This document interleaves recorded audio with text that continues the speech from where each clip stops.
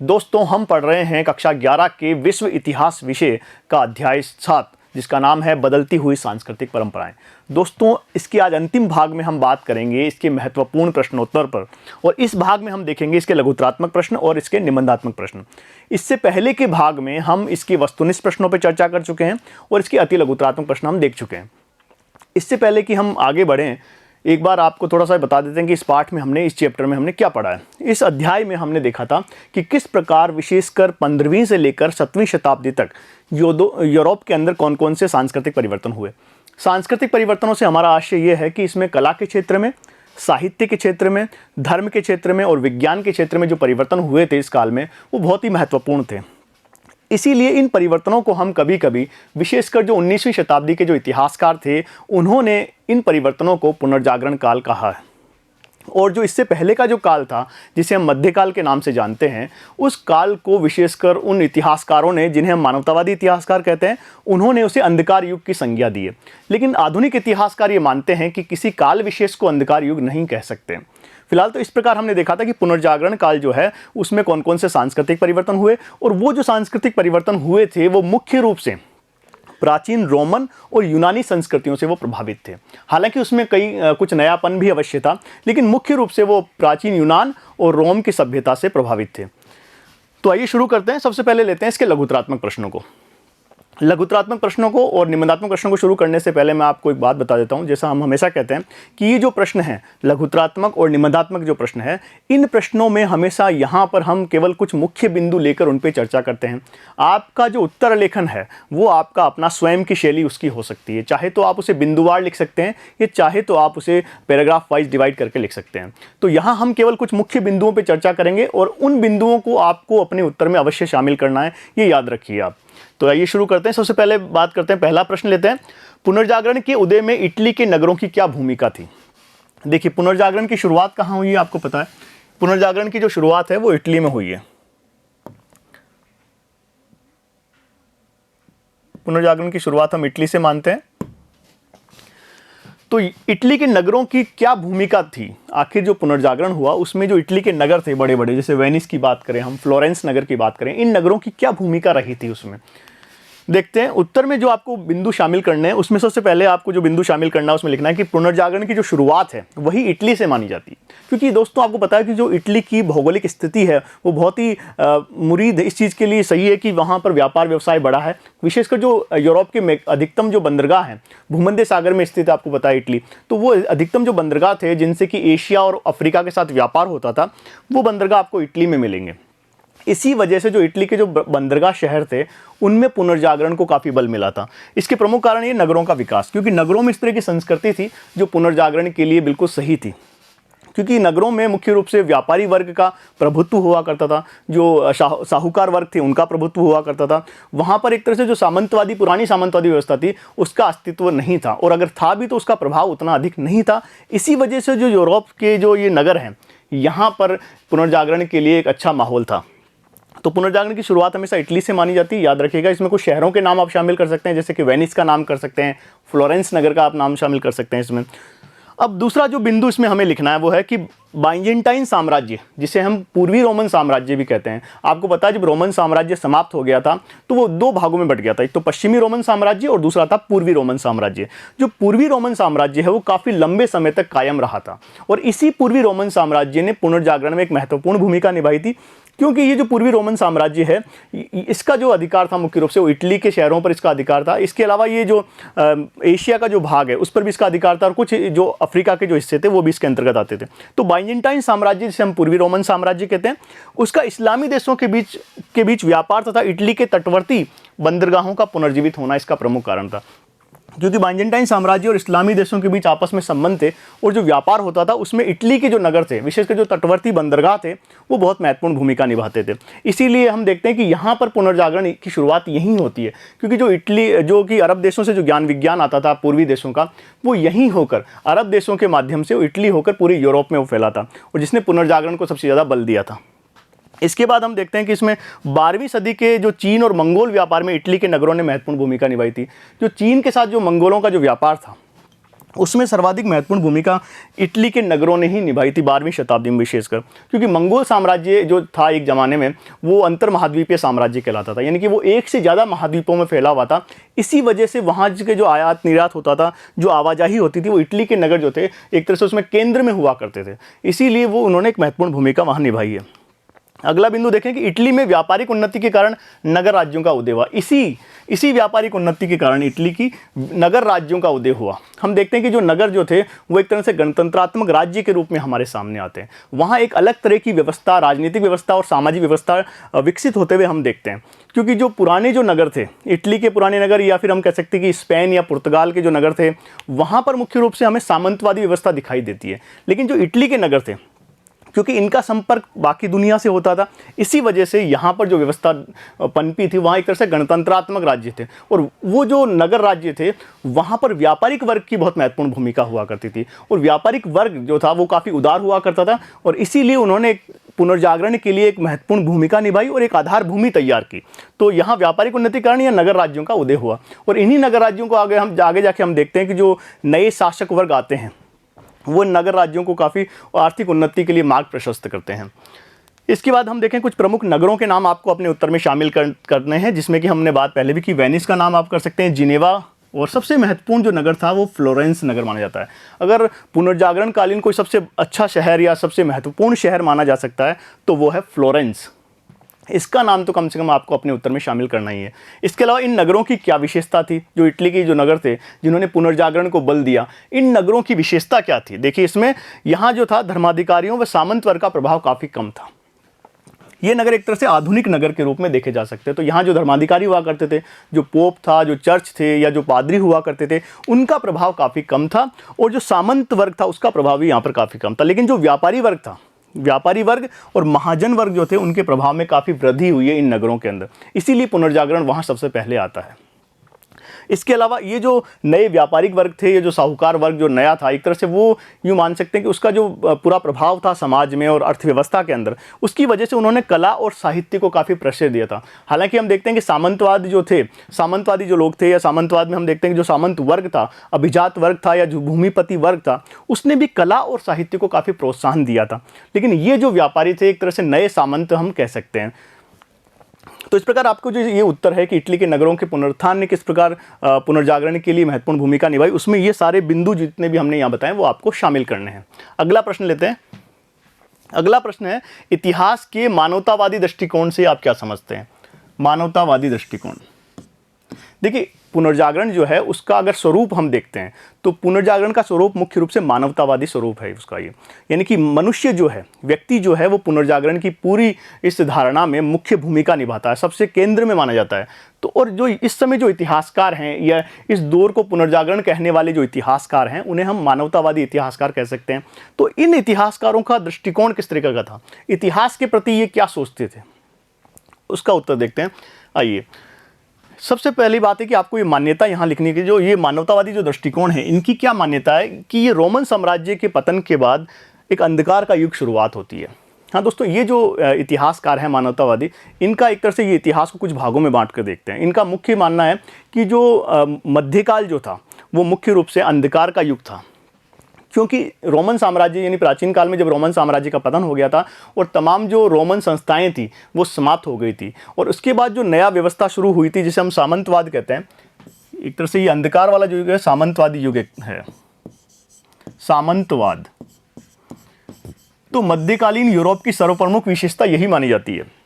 जो मध्यकालीन यूरोप का इतिहास है उसकी सबसे प्रमुख विशेषता यह है कि वो सामंतवादी युग माना जाता है, क्योंकि हमने देखा था कि जब रोमन साम्राज्य समाप्त हो गया था और उसके बाद विशेषकर जो छोटे छोटे राज्य बन गए थे और उन राज्यों में विषय हमेशा भूमि पर नियंत्रण को लेकर संघर्ष शुरू हो गया था। तो ये भूमि पर नियंत्रण को लेकर जो संघर्ष शुरू हुआ उसने सामंतवाद को जीवित किया, सामंतवाद को जन्म दिया उसने एक तरह से। तो हम जो पूरा मध्यकालीन इतिहास है, विशेषकर जो पूर्व मध्यकाल है, उसमें सामंतवादी व्यवस्था मुख्य भूमिका निभाती है। और इस सामंतवादी व्यवस्था में हमने अध्ययन किया था कि 3 मुख्य वर्ग हुआ करते थे।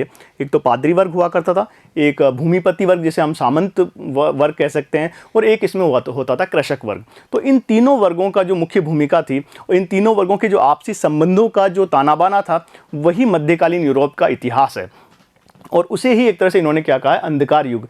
और अंधकार युग की संज्ञा ये क्यों देते हैं, इसकी वजह ये है कि उनका ये मानना था कि जब रोमन साम्राज्य का पतन हो गया तो उसके पश्चात लगभग जीवन के प्रत्येक क्षेत्र में गिरावट आई। उनका ये मानना था कि जीवन के प्रत्येक क्षेत्र में गिरावट आई थी, चाहे वो कला का क्षेत्र था, जीवन के प्रत्येक क्षेत्र में गिरावट। तो ये बिंदु भी आप अपने उत्तर में शामिल कर सकते हैं, प्रत्येक क्षेत्र में गिरावट या पतन का दौर, यूँ कह सकते हैं आप।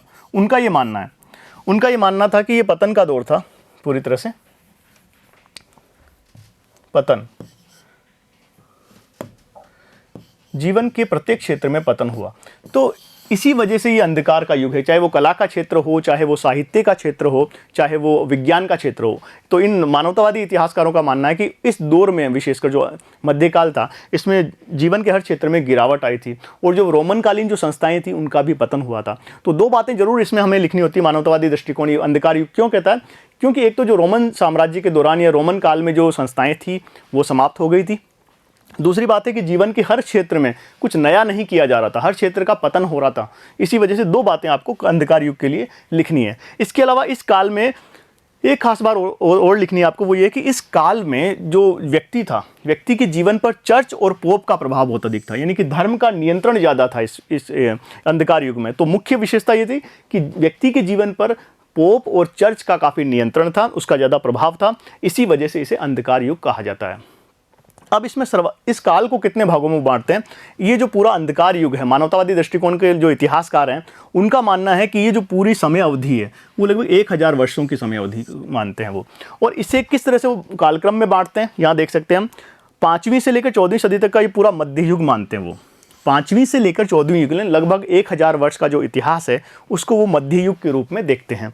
और इसे भी उन्होंने आगे और बांटा है, जैसे कि 5वीं से लेकर 9वीं सदी उसको उन्होंने अंधकार युग नाम दिया है, क्योंकि यहाँ पर हम मुख्य रूप 5वीं सदी में हम देखते हैं कि रोमन साम्राज्य का पतन हो जाता है और उसकी जो प्रमुख संस्थाएं थी उनका भी पतन होना शुरू हो जाता है, रोमन कालीन जो संस्थाएं थी। इसी वजह से उन्होंने इसे ही अंधकार युग कहा है मुख्य रूप से। इसके बाद वो 9वीं से 11वीं सदी की बात करें तो आरंभिक मध्य युग कहते हैं इसको वो, और 11वीं से 14वीं सदी को वो उत्तर मध्य युग कहते हैं। तो इस प्रकार उन्होंने ये जो मध्यकाल है उसे इस तरह से 3 भागों में उन्होंने बांटा है। और उनका ये जो मानवतावादी इतिहासकार है उनका ये मानना है कि जो 15वीं सदी है वही एक तरह से क्या है, आधुनिक युग की शुरुआत मानी जाती है। 15वीं शताब्दी से ही वो आधुनिक युग की शुरुआत मानते हैं। और हम देखते हैं कि 15वीं से लेकर जो 17वीं शताब्दी है, 15वीं से लेकर 17वीं सदी जो है वही पुनर्जागरण कालीन युग भी माना जाता है। पुनर्जागरण युग माना जाता है ये।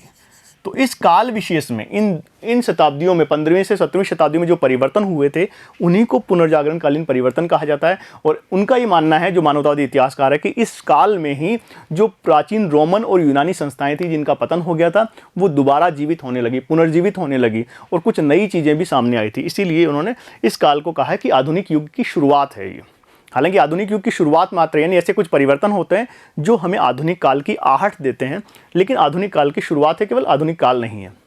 इसके अलावा आधुनिक इतिहासकारों द्वारा, लेकिन अंत में हम ये निष्कर्ष भी आपको अपने उत्तर में ये लिखना होगा कि ये सब सारी बातें जो मानवतावादी इतिहासकारों ने कही है वो पूरी तरह से सत्य नहीं है, क्योंकि जो आधुनिक इतिहासकार हैं वो इस काल विभाजन को नहीं मानते हैं। उनका मानना है कि कोई भी इतिहास का कोई भी काल विशेष कभी अंधकार युग नहीं कहा जा सकता, क्योंकि हर युग की अपनी कुछ विशेषताएं होती है और अपनी कुछ कमियां होती है। इसीलिए ये जो काल विभाजन इन्होंने मानवतावादियों ने किया है उसको वो सही नहीं मानते हैं। तो उत्तर के अंत में आपको ये बिंदु भी लिखना है। लेकिन याद रखिए, जो उत्तर की जो सीमा है, जैसे 60 शब्दों की हो सकती है, 50 शब्दों की हो सकती है, उसी सीमा में रहकर आपको मुख्य बिंदुओं का वर्णन करना होता है। आगे बढ़ते हैं, अगला प्रश्न लेते हैं। तीसरा प्रश्न है, पुनर्जागरण काल में चित्रकला के क्षेत्र में क्या परिवर्तन हुए? चित्रकला के क्षेत्र में विशेषकर देखते हैं। तो पुनर्जागरण काल में चित्रकला में क्या क्या परिवर्तन हुए? वही बात है, चित्रकला में वही परिवर्तन हम यहाँ देखते हैं कि पुनर्जागरण काल था, उसका मुख्य जो विषय था या जो केंद्र बिंदु में कौन है? व्यक्ति है, मानव है। तो मानवतावाद का असर हम यहाँ पर हर क्षेत्र में देखेंगे। तो चित्रकला में भी हम मानवतावाद का असर देखेंगे।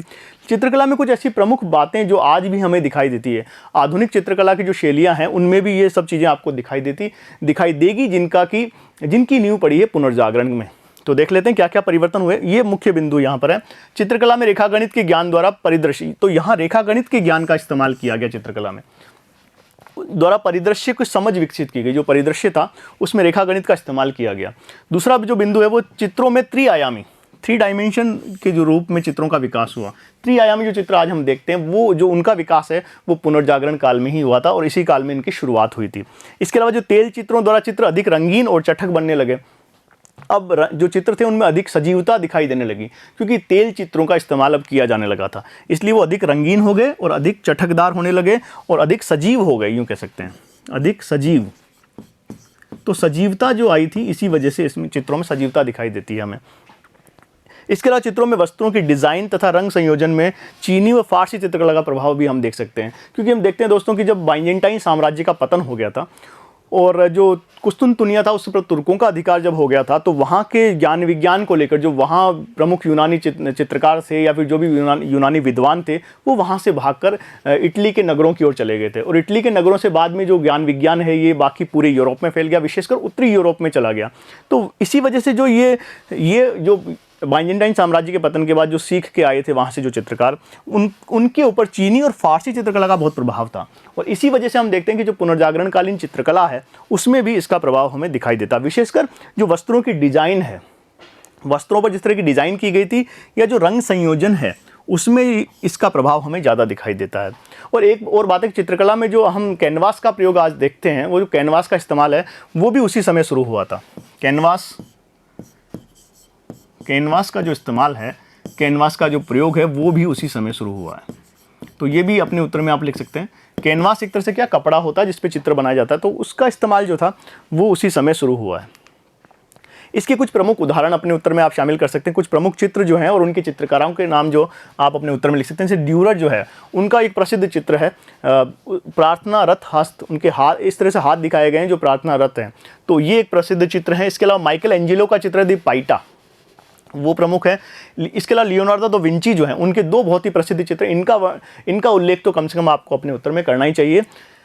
यह है मोनालिसा का चित्र और दूसरा है द लास्ट सपर यानी अंतिम भोज। बहुत ही महत्वपूर्ण चित्र हैं। अगर आपको बाकी चित्रों के नाम याद नहीं रहे तो कम से कम ये 2 चित्र आपको जरूर अपने उत्तर में लिखने चाहिए। एक तो मोनालिसा का जो बहुत ही प्रसिद्ध चित्र है, और मोनालिसा का चित्र आते ही हम एक तरह से हमारे जहन में, हमारे मस्तिष्क में पुनर्जागरण की छवि अपने आप बन जाती है।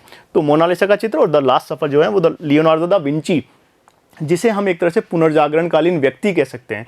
यानी कि हमने पढ़ा था कि जब रेनेसा व्यक्ति एक ऐसा व्यक्ति होता है जिसमें बहुत सी बहुप्रतिभा का धनी होता है और जिसकी अनेक रुचियां होती है, और अगर कोई व्यक्ति उसका प्रतिनिधित्व करता है उसका, तो वो है लियोनार्डो दा विंची। ये एक ऐसा व्यक्ति था जिसमें जो बहुमुखी प्रतिभा का, जिसमें चित्रकार भी था, एक वास्तुकार भी था, एक कानून विज्ञ भी था, एक वैज्ञानिक भी था, कई तरह की खूबियाँ उसमें थी। तो इनके 2 चित्र आपको याद रखने हैं, मोनालिसा और द लास्ट सपर। आगे बढ़ते हैं, अगला प्रश्न लेते हैं, प्रश्न संख्या 4। प्रश्न संख्या 4 है पुनर्जागरणकालीन वास्तुकला की विशेषताओं का उल्लेख कीजिए। वास्तुकला की विशेषताओं का उल्लेख कीजिए। कई बार दोस्तों कुछ इतिहासकारों का तो ये मानना होता है कि जो वास्तुकला है उसमें ही वास्तव में हमें पुनर्जागरण काल की प्रमुख झलक दिखाई देती है, और कई इतिहासकारों में विद्वानों का तो ये भी मानना है कि केवल जो पुनर्जागरण जो है वो सर्वाधिक उसका असर हमें कहाँ दिखता है, वास्तुकला में उसका असर हमें दिखाई देता है। तो वास्तुकला में क्या क्या विशेषताएं थी उस काल की वास्तुकला की, तो देख लेते हैं। दोस्तों इस वास्तुकला की एक नवीन शैली का विकास होता है, और वो कौन सी शैली है इसमें, शास्त्रीय शैली। अब ध्यान रखिएगा, ये शास्त्रीय शैली है इसका मतलब जो प्राचीन रोम, ये जो शैली थी इसमें प्राचीन रोमन और यूनान, प्राचीन रोमन व यूनानी शैली का मिश्रण या यूनानी शैली की जो विशेषताएं थी वो इसमें हमें दिखाई देती हैं। विशेषताएं, तो प्राचीन रोमन और यूनानी शैली की जो विशेषताएं थी वास्तुकला में, वो तमाम तरह की विशेषताएं यहाँ हमें दिखाई देती है। और इस काल में आकर ये भी है कि जो कला थी या वास्तुकला थी उस पर धर्म का प्रभाव काफ़ी कम हो गया था। यानी जो चर्च था और जो पोप था उसका जो अधिक प्रभाव था वो काफ़ी कम हो गया था वास्तुकला पर। तो एक नई शैली विकसित हुई है जिसे शास्त्रीय शैली कहा जाता है, और जिसमें कि इस कला शैली में प्राचीन रोमन और यूनानी कला शैलियों का विशेषताएं पाई जाती है। याद रखिएगा, इसकी प्रमुख विशेषता यही है, इसीलिए तो इसे पुनर्जागरण काल कहते हैं, क्योंकि जो पुरानी कलाएं थी, विशेषकर रोम साम्राज्य के कालीन जो कलाएं थी या फिर यूनानी कलाएं थी, उनका पुनरुत्थान हुआ था, और धनी व्यापारियों अभिजात वर्ग द्वारा इस कला को प्रोत्साहन दिया गया था, ये खास बात थी। जबकि हम देखते हैं कि अंधकार का युग जिसे कहा गया है या फिर जिसे सामंत युग या मध्यकालीन युग कहा गया है, वहाँ पर जो पूरी कला है या जो भी साहित्य का क्षेत्र, जो भी क्षेत्र थे, उन सब पर एक तरह से चर्च का उन पर प्रभाव दिखाई देता है। लेकिन इस काल में आकर जब इस अभिजात वर्ग या व्यापारी वर्ग या जो अभिजात वर्ग है वो यहाँ आकर कला को संरक्षण देने की शुरुआत होती है। इसके अलावा कुछ उदाहरण यहाँ पर ले सकते हैं। माइकल एंजेलो की बात यहाँ कर सकते हैं। यहाँ का माइकल एंजेलो जो कि एक चित्रकार भी था, एक वास्तुकार भी था, एक मूर्तिकार भी था। उनका जो पोप के सिस्टीन चैपल की भीतरी छत में उनके द्वारा एक चित्र बनाया गया है, जो चित्र द पाइटा नामक की प्रतिमा का निर्माण उन्होंने किया है, उसका उल्लेख हम अपने उत्तर में कर सकते हैं। इसके अलावा सेंट पीटर गिरजे के गुंबद का डिज़ाइन भी उन्होंने किया है। सेंट पीटर बहुत ही प्रसिद्ध है उनका ये डिज़ाइन। सेंट पीटर जो गिरजाघर है उसका जो गुंबद है उसका डिज़ाइन भी माइकल एंजेलो ने ही किया है। इसके अलावा एक नाम और आप शामिल कर सकते हैं, फिलिप्पो ब्रूनेलेसी, जिन्होंने फ्लोरेंस के कैथीड्रल का गुंबद जो था, जिसको द ड्यूमा कहा जाता है, दी ड्यूमा कहा जाता है, उसका निर्माण इन्होंने किया था। तो दो उदाहरण हम अपने उत्तर में शामिल कर सकते हैं। तो दोस्तों आइए अब ले लेते हैं निबंधात्मक प्रश्नों को। निबंधात्मक प्रश्नों के बारे में वही बात जो हमने लघुत्तरात्मक प्रश्नों के बारे में कही थी कि यहाँ हम मुख्य बिंदुओं पर चर्चा करेंगे और आपको अपने उत्तर में उन बिंदुओं को अवश्य शामिल करना है। और इसके अलावा अपने जो उत्तर लेखन है आपका वो अपना हो सकता है, चाहे उसे पैराग्राफ वाइज लिख सकते हैं या फिर उसे बिंदुवार आप लिख सकते हैं। प्रश्न की जिस तरह की मांग है उस तरह के उत्तर आप उसमें लिख दें। तो प्रश्न हमारा है, पुनर्जागरण काल में ईसाई धर्म में हुए सुधारों का उल्लेख कीजिए। ईसाई धर्म में क्या क्या सुधार हुए उनका उल्लेख आपको करना है पुनर्जागरण काल में। दोस्तों हमने देखा कि पुनर्जागरण काल जो था उसमें उसने जीवन के प्रत्येक क्षेत्र को प्रभावित किया था, लेकिन काफ़ी लंबे समय तक फिर भी वो जो धर्म का क्षेत्र था उसे प्रभावित नहीं कर पाया था।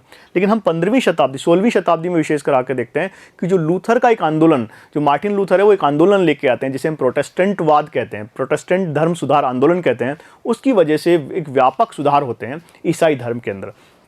तो उनको हम यहाँ अपने उत्तर में केंद्र बिंदु में रखना याद रखिएगा। जब आप अपना उत्तर लिखें तो उसमें अधिकांश जो हिस्सा है वो मार्टिन लूथर का जो प्रोटेस्टेंट धर्म सुधार आंदोलन था उस पर केंद्रित आपका उत्तर होना चाहिए। हालांकि शुरुआत आप इस तरह से कर सकते हैं कि व्यापार, भौगोलिक खोजों, नगरीय संस्कृति आदि के धर्म के क्षेत्र में सुधारों को प्रोत्साहन दिया। जो व्यापार था या भौगोलिक खोजें थी या नगरीय संस्कृति थी उसने सबसे ज़्यादा प्रभावित किया इस धर्म के क्षेत्र में सुधारों को प्रभावित करने वाले प्रमुख कारक थे ये। और दूसरी बात याद रखिए कि जो धर्म सुधार आंदोलन जो शुरू हुए मुख्य रूप से या धर्म के क्षेत्र में जितने भी सुधार हुए हैं वो मुख्य रूप से उत्तरी यूरोप से शुरू हुए हैं, क्योंकि मानवतावादियों का गढ़ माना जाता था उत्तरी यूरोप, और उत्तरी यूरोप से ही धर्म सुधार आंदोलन की शुरुआत मानी जा सकती है। अब देखते हैं कि 15वीं और 16वीं सदी में चर्च में व्याप्त बुराइयों, इसका सबसे प्रमुख कारण वही था कि जो 15वीं और 16वीं सदी में क्या हुआ कि जो चर्च में बुराइयां थी उसमें जो आडंबर थे, अनावश्यक जो धार्मिक कर्मकांड थे, उनका विरोध के रूप में ही इस तरह का एक धर्म सुधार आंदोलन ईसाई धर्म में शुरू हुआ था। विशेष रूप से हमने बताया कि उत्तरी यूरोप में ये आंदोलन कहाँ शुरू हुआ है, ये उत्तरी यूरोप में शुरू हुआ है, जिसको कि मानवतावादियों द्वारा चर्च में सुधार का मार्ग प्रशस्त किया गया। और यहीं सबसे पहले जो मानवतावादी जो थे उन्होंने चर्च में सुधार की मांग प्रस्तुत की। अनावश्यक कर्मकांडों को त्यागने, पुराने धर्म ग्रंथों के अध्ययन पर जोर और मानव के प्रति सकारात्मक दृष्टिकोण आदि पर। तो इस धर्म सुधार आंदोलन, जो ईसाई धर्म में सुधार का जो आंदोलन चला, उसके जो प्रमुख बिंदु थे उसमें एक तो जो अनावश्यक कर्मकांड थे उनको त्यागने की बात। जैसे हमने देखा कि पाप मोचन जो पत्र थे उनकी बिक्री शुरू हो गई थी, तो उनको एक तरह से छोड़ने के लिए पुराने धर्म ग्रंथों का अध्ययन पर जोर दिया गया। जो प्राचीन रोम और यूनान में जो धर्म ग्रंथ प्रचलित थे उन पर जोर दिया गया और बाइबल को मुख्य स्रोत माना गया ईसाई धर्म का, तो पुराने धर्म ग्रंथों के अध्ययन पर जोर दिया गया। यह मानव के प्रति सकारात्मक दृष्टिकोण की बात कही गई कि मनुष्य जो है वो उसमें अच्छे गुण होते हैं, इस बात को लेकर। तो मानव के प्रति सकारात्मक गुण दृष्टिकोण के विकास पर भी जोर दिया गया। तो ये कुछ प्रमुख बातें हैं जिसमें धर्म सुधार आंदोलन में जो शामिल थी।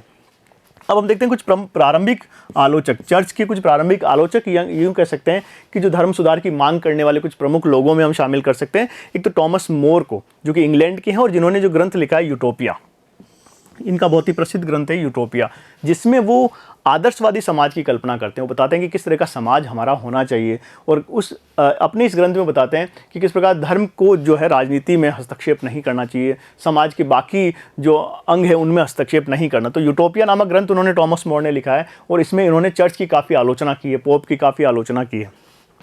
इसके अलावा एक प्रमुख व्यक्ति और हैं, इरेस्मस। बहुत ही प्रसिद्ध व्यक्ति है, मानवतावादियों में सबसे प्रमुख है, इसीलिए इन्हें मानवतावादियों का राजकुमार भी कहा जाता है इनको। और प्रेज ऑफ फोली इनकी जो ग्रंथ है, प्रेज ऑफ फोली, उसमें इन्होंने काफ़ी चर्च का काफ़ी मजाक उड़ाया, व्यंग्य किए हैं उस पर, चर्च के ऊपर। तो दो व्यक्ति जो प्रारंभिक आलोचक रहे हैं चर्च के, उनका अगर आपको नाम शामिल करना है तो टॉमस मोर जो कि इंग्लैंड के हैं और इनकी पुस्तक का नाम यूटोपिया को शामिल करना है। इसके अलावा जो इरेस्मस है जो कि हॉलैंड के रहने वाले हैं और उनकी जो पुस्तक है प्रेज ऑफ फोली, उसका भी उल्लेख आपको अपने उत्तर में करना है।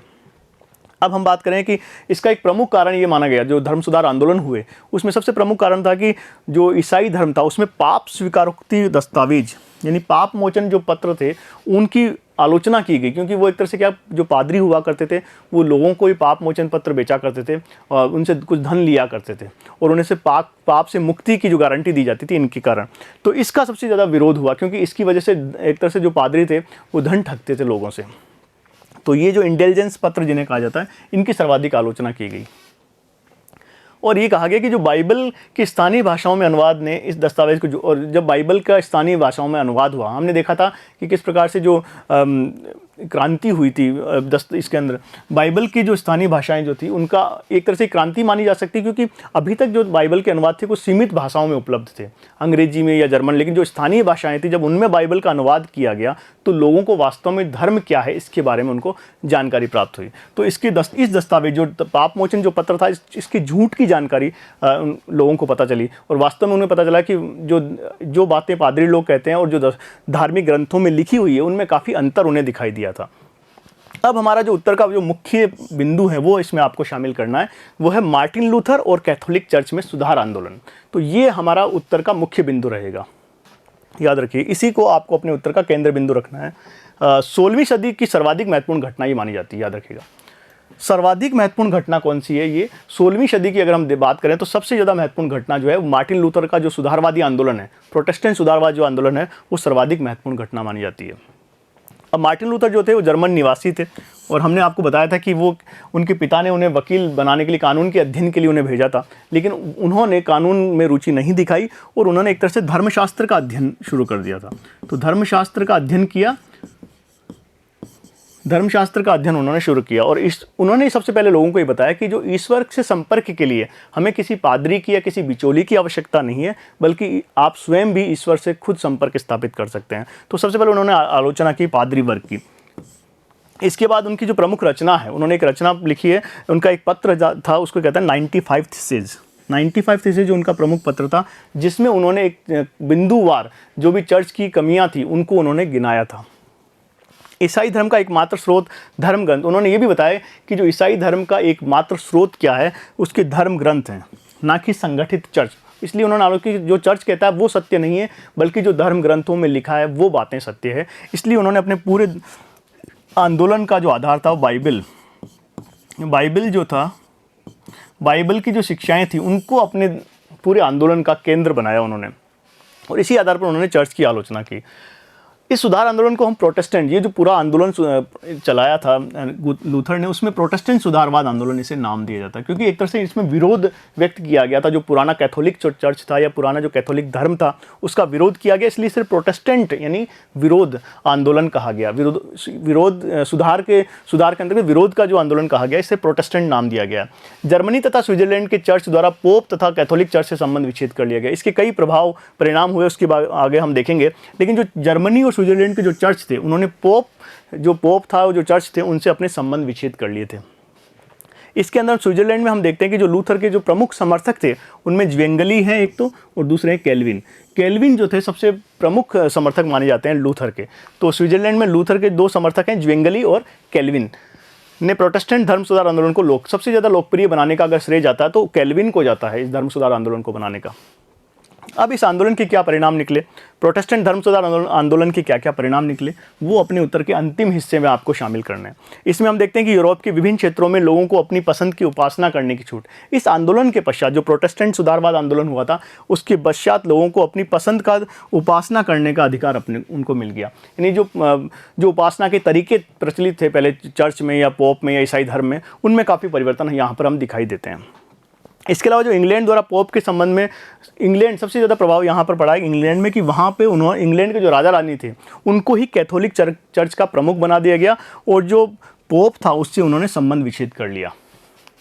इसके अलावा चर्च ने आंतरिक सुधार अपनाए, कई चर्च को भी अपने अंदर आंतरिक सुधार अपनाने पड़े। जैसे हम स्पेन और इटली की बात करें, विशेषकर जो स्पेन और जो इटली था, वही कैथोलिक जो धर्म सुधार आंदोलन था उसका अगुवा थे, वो वही उसके केंद्र में थे। तो इटली और जो स्पेन थे, उनके पादरियों ने सादा जीवन अपनाया और निर्धनों की सेवा करने का वचन लिया, उस पर जोर दिया। तो यहाँ से उस आंदोलन की शुरुआत होती है जो प्रति सुधारवादी आंदोलन कहलाता है। और इसकी एक प्रमुख घटना ये हम शामिल कर सकते हैं अपने उत्तर में कि 1540 ईस्वी में प्रोटेस्टेंट लोगों से संघर्ष करने के लिए, इस धर्म सुधार आंदोलन से संघर्ष करने के लिए एक प्रति धर्म सुधार आंदोलन चलाया गया, जिसमें कि इग्नेशियस लोयोला प्रमुख व्यक्ति है और उन्होंने एक सोसाइटी ऑफ जीसस की स्थापना की, जिसने कि ये मान सकते हैं कि जो कैथोलिक चर्च है या कैथोलिक जो धर्म है उसको उसकी सुरक्षा करने में, प्रोटेस्टेंटवादी जो धर्म सुधार आंदोलन चला था उससे उसकी रक्षा करने में सबसे महत्वपूर्ण भूमिका निभाई है किसने? सोसाइटी ऑफ जीसस ने। तो दोस्तों, इस प्रकार हमने आज के इस भाग में, आज के इस अंतिम भाग में हमने हमने लघुतरात्मक प्रश्नों के ऊपर और निबंधात्मक प्रश्नों के ऊपर चर्चा की है। और इसके अलावा भी और भी प्रश्न आपकी पाठ्य पुस्तक में हो सकते हैं और आपके जहन में भी ऐसे प्रश्न आ सकते हैं, लेकिन ये जो महत्वपूर्ण प्रश्न थे इनको यहाँ पर हमने अध्ययन किया है। आज के लिए इतना ही। आगे की कक्षा में हम अध्याय 8 का अध्ययन करेंगे। तब तक के लिए धन्यवाद।